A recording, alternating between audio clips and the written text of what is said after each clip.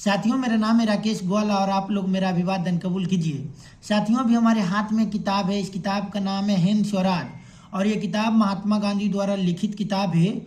और साथियों, ये एक बेहतरीन किताब है, इसमें कोई दोहराई नहीं है। साथियों, कहानी की शुरुआत यहाँ से होती है कि महात्मा गांधी जब दक्षिण अफ्रीका में भारतीय लोगों के लिए सतत लड़ाई लड़ रहे थे, तब लड़ाई के दौरान महात्मा गांधी दक्षिण अफ्रीका से लंदन की ओर माइग्रेट करते हैं और महात्मा गांधी दक्षिण अफ्रीका से लंदन जाते हैं। साथियों, लंदन में भारतीय युवक महात्मा गांधी से तमाम तरीके के सवाल करते हैं और महात्मा गांधी वे तमाम तरीकों के सवालों का तार्किक जवाब देते हैं। वही सवाल और जवाब का डिस्कशन इस किताब में दिया गया है। साथियों, अगर डिस्कशन के प्रारूप को देखा जाए, रूपरेखा को देखा जाए, तो इस प्रकार है कि एक पाठक रहता है और दूसरी तरफ संपादक रहता है। पाठक वे युवा रहते हैं जो महात्मा गांधी से सवाल करते हैं और संपादक महात्मा गांधी खुद को बताते हैं और संपादक जवाब देते हैं। साथियों, अगर थोड़ी चर्चा कर लिया जाए सवाल जवाब पे, तो सवाल इस प्रकार के रहते हैं जैसे स्वराज से संबंधित सवाल रहते हैं, देश की आज़ादी से संबंधित सवाल रहते हैं और देश आगे कैसे विकसित करेगा, ये सब से संबंधित सवाल रहते हैं। साथियों, वहाँ के युवक किस प्रकार महात्मा गांधी पे निशाना साधते हैं सवालों के माध्यम से, कैसे कांग्रेस पार्टी पे निशाना साधते हैं सवालों के माध्यम से, कैसे गोखले पे निशाना साधते हैं सवालों के माध्यम से, ये किताब में सारा सवाल और तमाम सवालों का जवाब इस किताब में दिया गया है।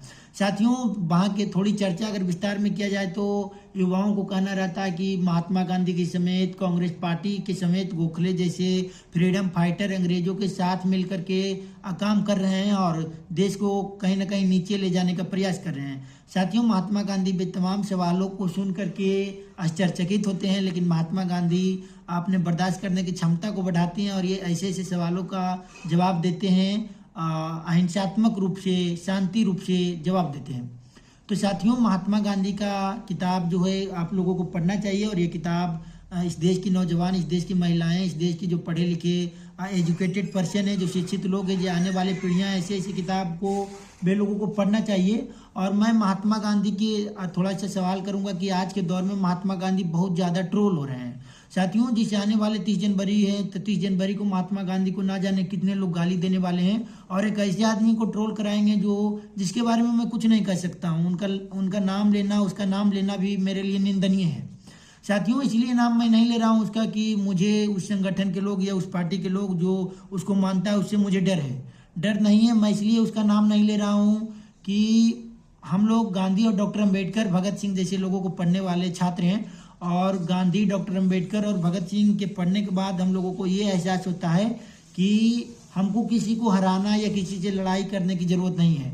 हमको जो आज है, आज के कंपेयर में कल को बेहतर बनाना है, मतलब अभी के कंपेयर में आने वाले समय को बेहतर बनाना है। गांधी ये सिखाता है, डॉक्टर अम्बेडकर ये सिखाता है, भगत सिंह ये सिखाता है। ये सब हिंसा नहीं सिखाता है, महात्मा गांधी अहिंसा सिखाता है। इसलिए वैसे वैसे संगठन को नाम हम लोग नहीं लेना चाहते हैं, वैसे लोगों को नाम नहीं लेते हैं, वैसे पार्टियों का नाम नहीं लेते हैं। साथियों, अगर बात रहा महात्मा गांधी को, तो जो गाली देने वाले हैं वो तो देंगे ही, लेकिन मेरे वीडियो के माध्यम से मैं ये संदेश देता हूँ कि महात्मा गांधी को आप महात्मा गांधी को किसी से सुनिए मत।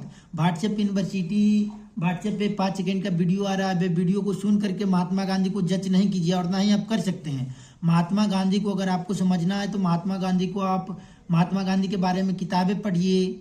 एक किताब है हिंद स्वराज के समेत और भी किताब है सत्य के प्रयोग, biography of Mahatma Gandhi, doctor Ambedkar बनाम महात्मा गांधी। ऐसे ऐसे किताबों को पढ़िए। उसके बाद पढ़ने के बाद समझने के बाद महात्मा गांधी पे सवाल कीजिए, महात्मा गांधी पे उंगली उठाइए। साथियों, ये बात थोड़ी सी है कि महात्मा गांधी के लोग, कुछ लोग कहते हैं कि महात्मा गांधी कहीं कहीं पे गलत है, लेकिन आपको ये समझने की जरूरत है कि जहाँ पे उजाला है वहाँ अंधेरा रहेगा ही।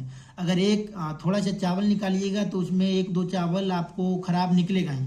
तो साथियों, हर इंसान में कमियां रहती है, चाहे डॉक्टर अम्बेडकर हो, भगत सिंह हो, महात्मा गांधी हो, ऐसे ऐसे तमाम लोगों में कोई भी साथियों परिपूर्ण नहीं है। कहा जाता है कि चांद पर भी दाग है, तो हम लोग तो इंसान ही थे और महात्मा गांधी, डॉक्टर अम्बेडकर तो इंसान ही थे। तो साथियों, कहने का मतलब ये है कि महात्मा गांधी को सुनिए किसी से मत। महात्मा गांधी के बारे में स्टीरियोटाइप जो माइंड बना के इस देश के नौजवान महिलाएं रखें, उनको पढ़ने की जरूरत है। पढ़ने के बाद उनका जो महात्मा गांधी के बारे में जो सोच रहे हैं वो सोचने का तौर तरीका बदल सकता है। उनके बारे में किताबें पढ़िए। आजकल के दौर में देख रहा हूँ कि पढ़ते कम है, सवाल ज़्यादा कर रहे हैं, व्हाट्सएप से ज्ञान लेकर के ज़्यादा कर रहे हैं।